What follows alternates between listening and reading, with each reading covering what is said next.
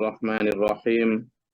Alladzina ya'kuluna riba la yaqumuna illa kama yaqumul ladzi yatakhabbathu asyaitanu minal massi. Di ayat ini ada dua hal yang perlu kita pelajari pada potongan ayat yang pertama ini ya. Bahwa orang-orang yang mengamalkan atau mempraktekkan terlibat ya. Jadi banyak hal itu ya. Yakuluna itu arti gramatikalnya memang makan. Tapi kalau bisa makan berarti ya karena diawali dengan memperolehnya. Kalau sudah bisa makan berarti ya sudah mengolahnya. Kalau bisa makan berarti ya sejak awal terlibat. Kalau bisa terlibat berarti ya sejak awal ada niat. Kan gitu. Berarti ya mulai dari niat, terlibat, praktek, mengolah, sampai memakannya. Hasil dari riba. Jadi siapapun yang terlibat sama ya dengan misalnya Homer itu ya. Homer itu kan tidak hanya yang meminumnya yang kena dosa. Yang memeras ya toh. Bahkan seandainya sudah tahu dan jelas tujuan anggur itu untuk Homer misalnya, untuk wine, anggur itu halal toh, halal. Menanam anggur juga halal. Tapi jika sejak awal dia menanam anggur itu memang ditujukan untuk membuat wine atau anggur yang memabukkan, dia sejak awal itu sudah dosa. Meskipun menanam barang yang halal. Kemudian orang yang memetik, misalnya hanya buruh memetik anggur, tetapi dia tahu bahwa anggur itu memang nanti untuk apa? Wine atau anggur yang memabukkan, ya dia kena dosa. Apalagi yang memerasnya dan dia tahu bahwa perasan anggur itu untuk wine yang akan dijual dan itu jelas khamr haram, dia kena dosa.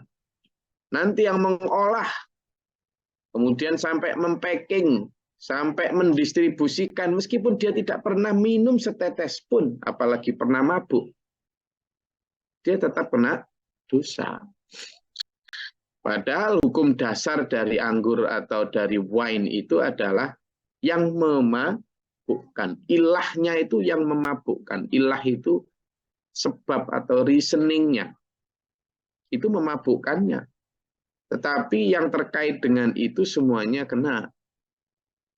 Sama dengan judi yang menyediakan meja, asal dia tahu ya meja itu memang untuk judi. Bukan asal jual meja atau jual meja itu dipakai orang judi, kita tidak kena. Kalau kita memang tidak bermaksud. Tapi kalau mejanya itu dia tahu, tolong buatkan aku meja nanti untuk judi. Dia biarkan, itu kena dia. Gitu. Nah, meskipun dia tidak ikut judi. Sama dengan riba ini ya. Jadi alladzina ya'kuluna, orang-orang yang memakan riba. Orang yang memakan berarti ada memfasilitasi toh.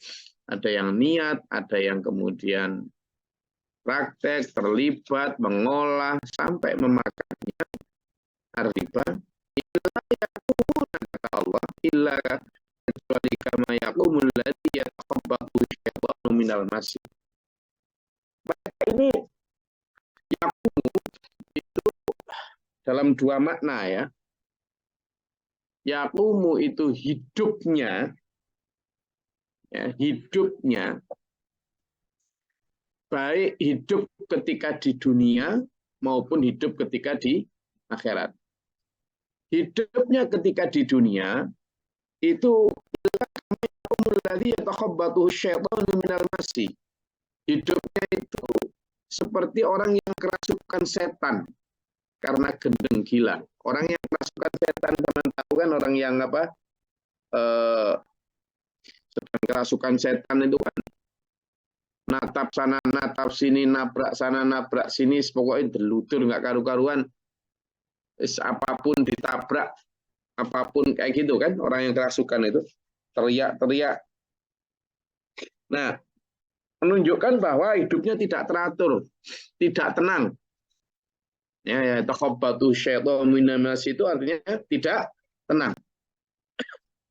Hidupnya itu benar-benar berdasarkan arahan angka-angka, jumlah materi. Itu loh. Ya, yang alladzi jama'a malau wa'addadahu itulah. Yang kemarin kita baca dalam surat Al-Humazah. Hidupnya itu pokoknya hitungan kalkulator tok lah, wis. Enggak tenang blas. Jadi tidak tenang. Saya punya quote begini. Pursuing the wealth, the more you sacrifice, the less you satisfy. Coba diterjemahkan, Mas Marhaban. Ayolah, sing ahli bahasa Inggris itu, cok malu-malu ngono lah. Ayo, cok malu-malu gitu. Oh, Pak Majukan, iya Pak Majukan. Pak Majukan. Nah, Pak Majukan ini ya, hadir nggak ini? Coba diterjemahkan quote saya tadi itu.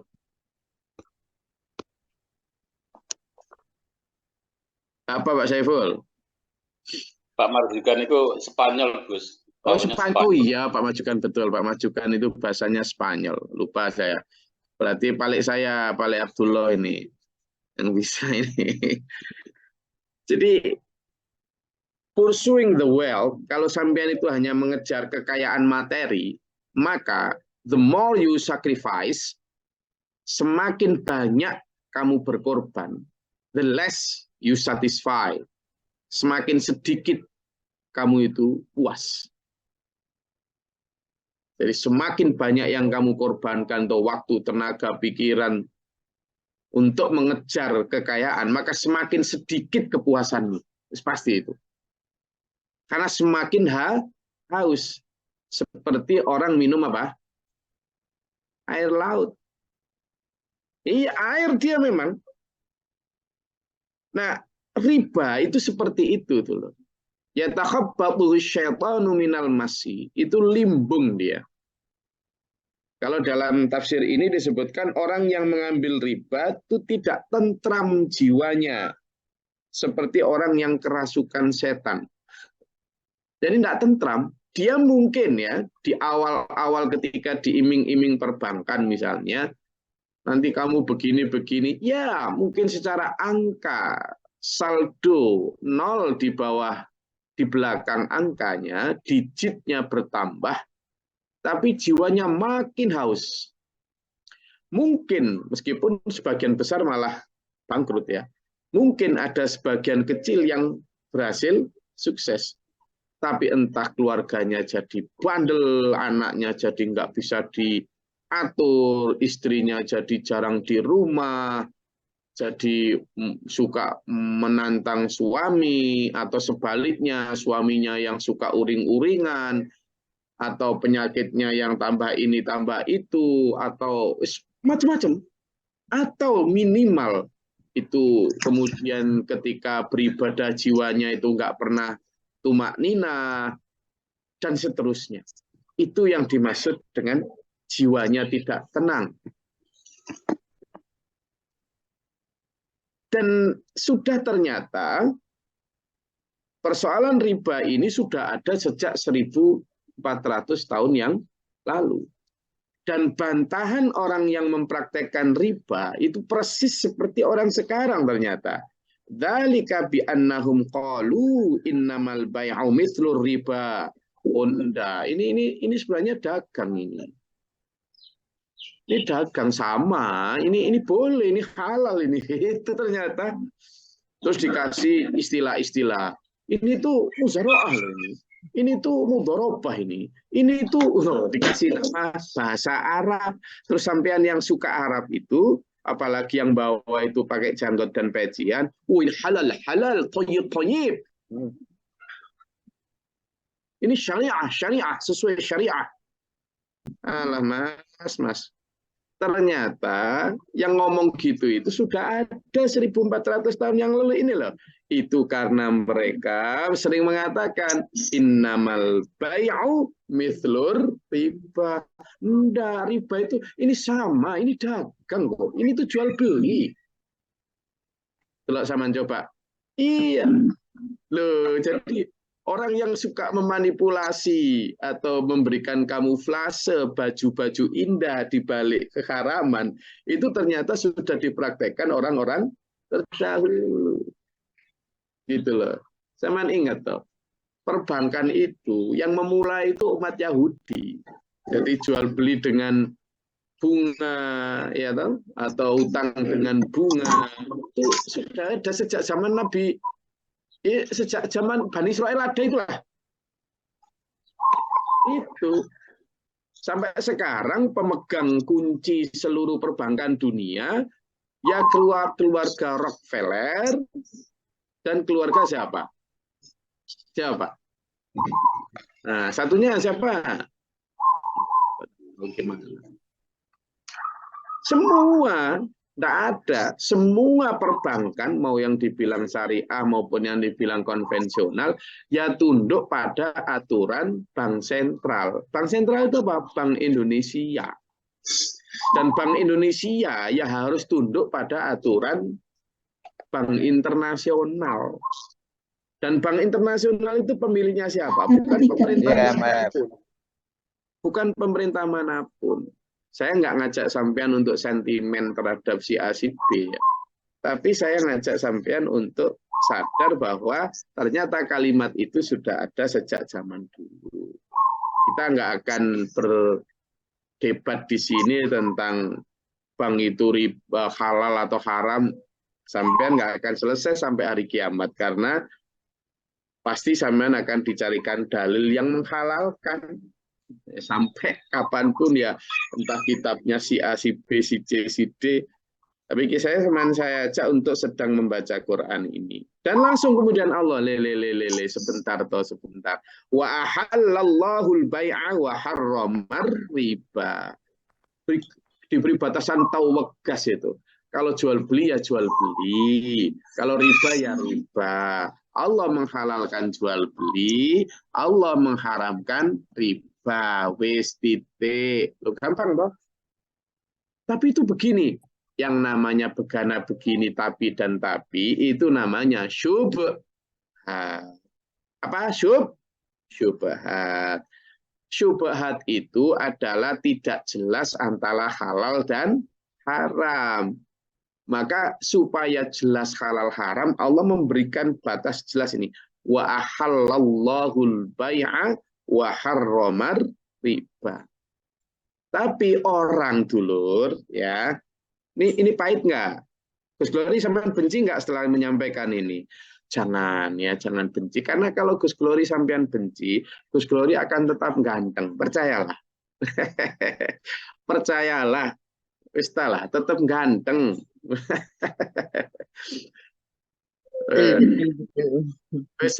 Gimana Bu Tanti? Jadi nanti sampean gak ngaji nang Gus Glory, apa itu kok nggak gini ya saya doakan nanti dagangannya laris, saya doakan karirnya naik, saya doakan sehat tanpa riba. Lo lah enak ta? Assalamualaikum warahmatullahi wabarakatuh. Mas Adi. Ini Pak Haji baru ini. Pak Haji baru. Pak Haji. Assalamualaikum Gus. Waalaikumsalam. Ya. Jadi izin Gus, mohon izin bisa bertanya Kak Gus. nanti di tengah ya setelah ini ya. Pak siapa Pak Margino Diana ini? Gus. Margino Gus, alhamdulillah dapat linknya dari keluarga. Oh Mungkin ada. siap. Ya. Pak Margino di mana? Alhamdulillah saat ini di Kalimantan Gus. Oh siap. Alhamdulillah. Oh mau ditanya daripada nanti saya lupa, monggo silakan. Ya, alhamdulillah Gus bisa bergabung, insyaallah barokah, dapat ilmu, dapat rahmat dari Allah. Amin. Amin. Alhamdulillah. Boleh bercerita dulu Kak, minta waktu insyaallah 5 menit. Bu, gimana? Jangan panjang-panjang, 5 menit kepanjangan. Ya, Gus. Oke, Saya ringkas singkat. saja Gus ya. Saya Gimana? ringkas dari kejadian-kejadian yang lama saya lakukan. Qadarullah, saya mungkin melakukan hal-hal yang Allah murka. Kemudian Gimana? saat ini alhamdulillah barakallah, mungkin qadarullah juga, saya yakin itu adalah memang ketentuan Allah.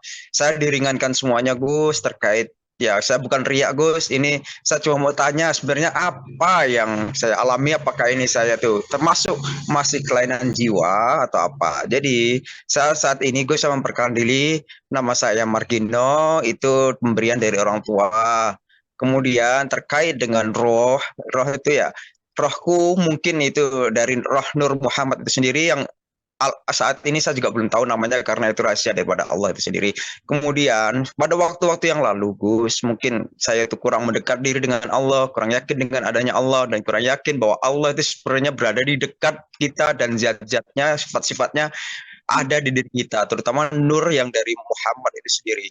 Kemudian saya saat ini mengalami hal yang ini berbanding terbalik dari yang selama ini saya lakukan kebiasaan. Kalau yang kemarin-kemarin itu beberapa bulan yang lalu, sholatnya pun saya berat, kemudian semuanya saya berat terkait dengan menuju ke petunjuk Allah atau jalan yang lurus ditentukan oleh Allah. Saat itu ada ketentuan, ada arahan dari kolbu untuk melaksanakan tahajud. Tiba-tiba itu saya tergerak, saya qadarullah itu karena ketentuan Allah dan memang sudah dijalankan oleh Allah saat tahajud. Kemudian ada bimbingan lagi secara tidak langsung mengena ke saya. Setelah tahajud adakanlah berzikir sampai qobliyah subuh, terus kemudian dibimbing lagi untuk melaksanakan sholat sunat Senin Kemis, kemudian melaksanakan duha. Alhamdulillah seringan itu diringankan. Kemudian di saat itu di hatiku itu la ilaha illallah. Kemudian apakah saya ini salah apa enggak? Saya mulai tidur, saya istiqoroh, ada petunjuk dari kawan-kawan karena kehidupan saya dulunya saya sering mengalami depresi terhadap saya tidak bisa membicarakan nafs. Setelah mendapat ilmu saya mengikuti tausiah, mengikuti ajaran dari Ustadz Buya Arsi, itu terjawab, sedikit terjawab. Saya combine di sini, saya utamakan kolbu, saya ikut penjarakan nafs saya, kemudian saya berzikir kolfi. Di saat itulah Gus, saya waktu pasti Pak siapa tadi namanya? Margino, Pak. Margino. Yang ditanyakan apa Pak Margino? Yang ditanyakan, saya sekarang Gus, kalau saya berzikir tentang kebesaran Allah, saya berjalan lihat langit pada saat mau subuh, saya di situ, Allah, Masya Allah, indahnya karuniamu ya Allah, indahnya kebesaranmu di saat melukis dunia, menciptakan dunia beserta isinya, alam menangis, kemudian sana lihat dengar sholawat dengan asmaul husna saya menangis, saya istighfar pun menangis, saya membaca subhanallah. Alhamdulillah. Oke. Pak Margino. Kesimpulannya gini, saya potong, apakah saya ini tingkatan depresi atau memang ini qadarullah? Ya. Terima kasih. Jadi gini Pak Diana, Pak Margino. Nanti insya Allah di akhir saya jawab itu ya. Nanti ingatkan saya karena memang waktu kita sangat terbatas. Insya Allah selama sampean itu berzikir, kemudian mengingat asma Allah, dan seterusnya itu tanpa ada tujuan lain kecuali misalnya istighfar ya karena meminta ampun atas dosa, kemudian menyebut subhanallah, alhamdulillah, subhanallah karena mengingat ujian keagungan kebesaran Allah, alhamdulillah juga karena bersyukur atas karunia Allah, ya, la ilaha illallah, meneguhkan tauhid kita. Insya Allah semuanya baik-baik saja, tidak ada stres, tidak ada. Pokoknya tetap bekerja di pagi hari, mencari nafkah, mencari rezekinya Allah sambil mengingat Allah. Nanti pada saat waktunya sholat, kita sholat. Pada saat kita mampu tahajud. Setelah hasil kerja kita sedekahkan. Live normally. Wis begitu saja. Insya Allah semuanya baik-baik saja. Ya, tenang saja, tidak usah panik, tidak usah apa. Semuanya serahkan kepada Allah. Karena dengan berzikir kepada Allah, hati kita akan menjadi tenang. Ya, kembali ke ayat yang kita bahas 275. Jadi Allah memberikan batasan jelas dulu. Wa ahallallahu al-bai'a wa harramar riba. Lah tetapi orang sering mencari tengah-tengahnya, suka dengan bermain-main di syubhat. Coba kalau nggak percaya, dan itu sudah ditebak Allah dalam surat Ali Imran. Coba dibuka dalam surat Ali Imran, ya. Coba dibuka di surat Ali Imran. Ayat yang tadi belum baca ya, yang belum baca gantian biar merasakan sama-sama nikmat membaca Al-Quran. ayat berapa, Gus? Enaknya ayat berapa? Enaknya ayat berapa? Soalnya ayatnya itu banyak yang jadi obat untuk hati kita. Coba dibuka ayat 7. Itulah apa yang tak ketemu. Cepat ayat 7. Izin, Gus. Enggak. A'udzubillahi minasyaitonirrajim. Bismillahirrahmanirrahim. Dialah yang menurunkan kitab Al-Quran kepadamu Muhammad. Di antaranya ada ayat-ayat yang Muhammad. Itulah pokok-pokok kitab Al-Quran. Dan yang lain di mutasyabihat. Adapun orang-orang yang dalam hatinya condong kepada kesesatan, mereka mengikuti yang mutasyabihat untuk mencari-cari fitnah dan untuk mencari-cari takwilnya. Padahal tidak ada yang mengetahui takwilnya kecuali Allah. Dan orang-orang yang ilmunya mendalam berkata, kami beriman kepada Al-Quran. Semuanya dari sisi Tuhan kami. Tidak ada yang dapat mengambil pelajaran kecuali orang yang berakal. Shadaqallahul azim.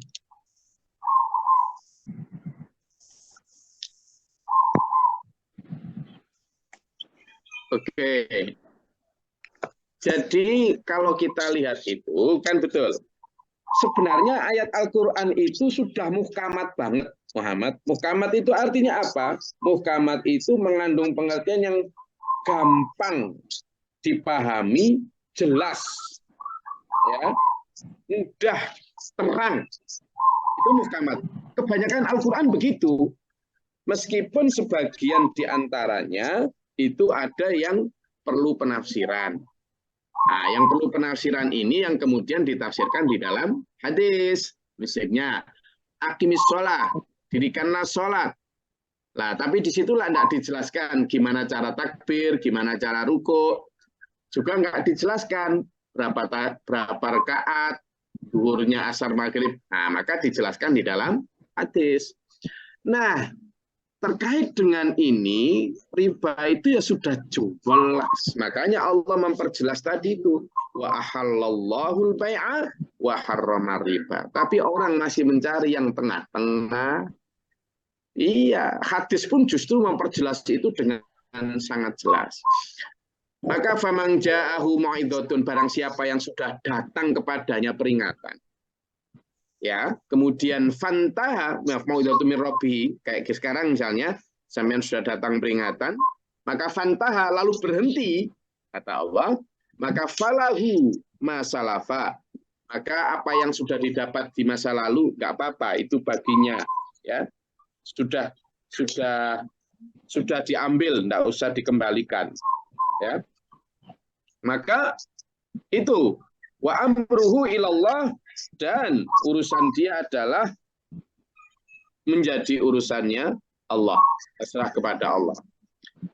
Wa man ada, tetapi barang siapa setelah peringatan datang lalu mengulangi, faulaika ashabun nar, maka itu menjadi penduduk neraka. Naudzubillah min dzalik, hum fiha khalidun, mereka kekal di dalamnya. Naudzubillah min dzalik. Naudzubillah min dzalik. Nanti di ayat selanjutnya malah dijelaskan lebih jelas tentang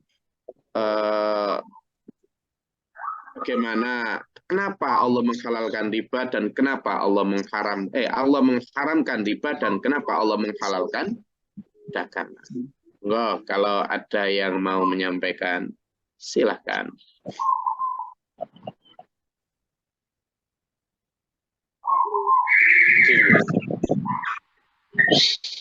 Gus.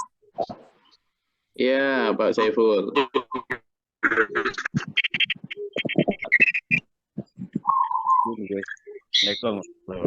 Oke, jadi kalau saya menyatakan, memang kita nyatakan riba ya. Jadi tapi di sini secara survei itu kan kredit yang macet ya atau yang bermasalah itu kan sedikit, Gus ya. Jadi di sini kan melihatnya dengan riba itu juga banyak yang ya, di sini kan berarti ada juga yang banyak ya, bukan ada ya, banyak yang apa ya, tidak ada ininya di dunia ya, namanya imbas di dunia, mungkin keluarga ini juga aman-aman saja ya. Itu seperti apa?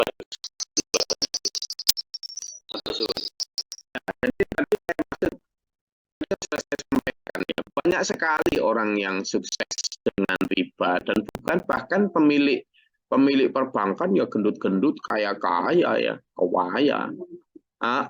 Maka yang dimaksud dengan jiwa yang tidak tenang itu kan tidak bisa diukur dari sisi lahir itu. Yang tahu jiwanya tidak tenang itu kan kelihatan. Makanya tadi saya bilang seperti orang minum air laut, dia tidak pernah mendapatkan kepuasan. Quote saya tadi berkaitan dengan itu ya. Jadi the more you sacrifice, semakin engkau banyak mengorbankan waktu, tenaga, pikiran, bahkan harta untuk investasi di bidang yang riba, di bidang pencarian ambisi harta, maka the less you satisfy, kamu semakin merasa kurang dalam kepuasan.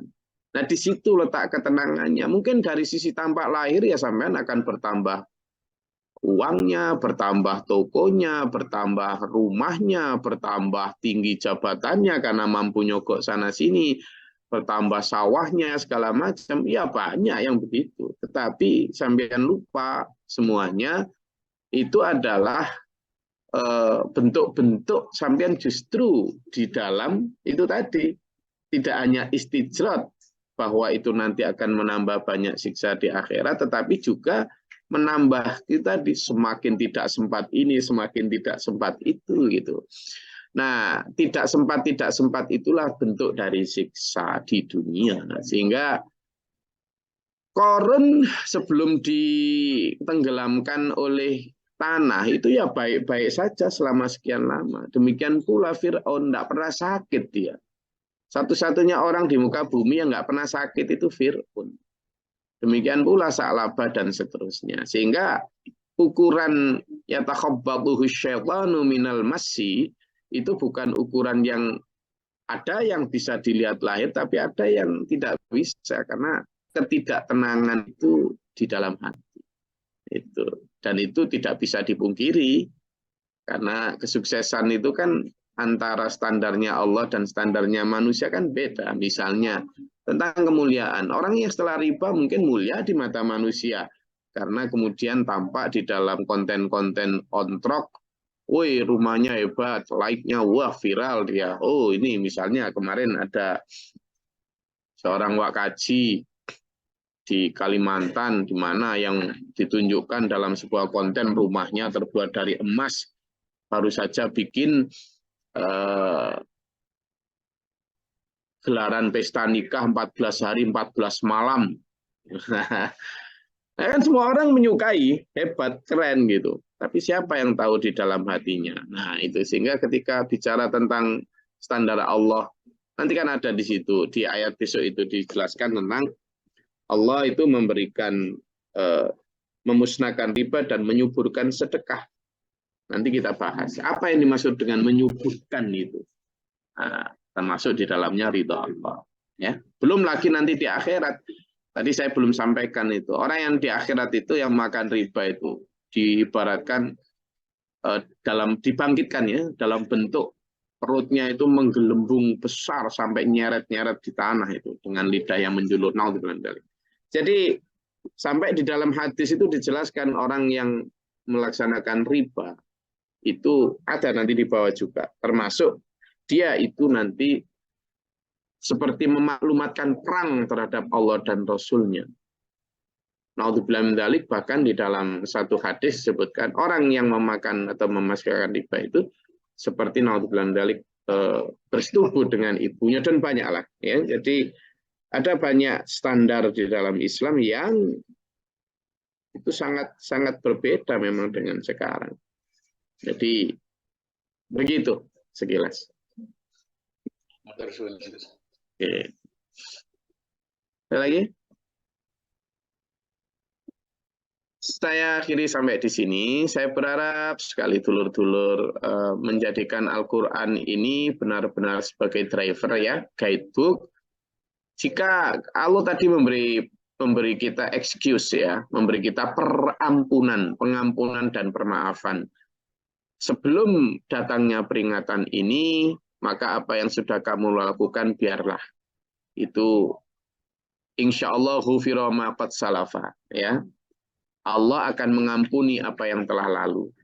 Dan jika kamu memang setelah peringatan ini, faman ja'ahu ma'idhatun min rabbi fantaha, barang siapa yang setelah datang peringatan ini lalu berhenti, maka itu Allah akan mengampuni. Tapi kemudian faman ada, barang siapa yang mengulangi, naudzubillah min dzalik, jangan ya. Dulur-dulurku di kajian ini, ayo mengikuti Allah. Insya Allah ada berkah di sana. Ya, ada berkah di sana karena kata Allah, siapa yang jual beli berkah di sana. Ada berkah. Ya, ini saya juga lagi jual beli. Ayo jual beli. Karena dagang itu insya Allah menarik. Selain merdeka juga menarik. Oke, yang tadi bertanya nanti habis ini WA saya karena harus ada laporan yang dilaporkan tentang perdagangan. Terima kasih, semoga bermanfaat berfaedah. Allah merahmati kita, menuntun kita benar-benar diberikan rezeki yang halal dulu ya, rezeki yang halal, yang thayyib, yang bebas dari riba, sehingga kita dalam ngaji, dalam beribadah diberikan Allah ketenangan, dalam muamalah juga hati yang mutmainnal qulub. Kita menjadi orang-orang yang dipanggil Allah nanti di akhirat pertama karena hati yang tenang dalam keselamatan di sisi Allah di dunia wal akhirah wa husnul khatimah. Amin. Allahumma fa'il اللهم اتنا فيمن اتيت وعافنا فيما افعت ولنا فيمن توليت وبارك لنا فيما اعطيت وقنا الشر ما قضيت فانك تقضي. استغفرك واتوب اليك والصلاه والسلام. اللهم ادع عنا البلاء والوباء وبدل حسدنا من جنة الشيطان الكفر. ربنا نجنا ولنا وسعنا من الظالمين. ربنا ولا تجعل الظالمين اللهم ربنا آمنا فاكتبنا مع الشاهدين. ربنا لا تزغ قلوبنا بعد إذ هديتنا وهب لنا من لدنك رحمة. ربنا واجعلنا مسلمين لك وذريتنا أمة مسلمة لك وأرنا اللهم افتح لنا باب السماء باب رحمتك. اللهم أنزل علينا رحمة بعدد وقت الأمطار.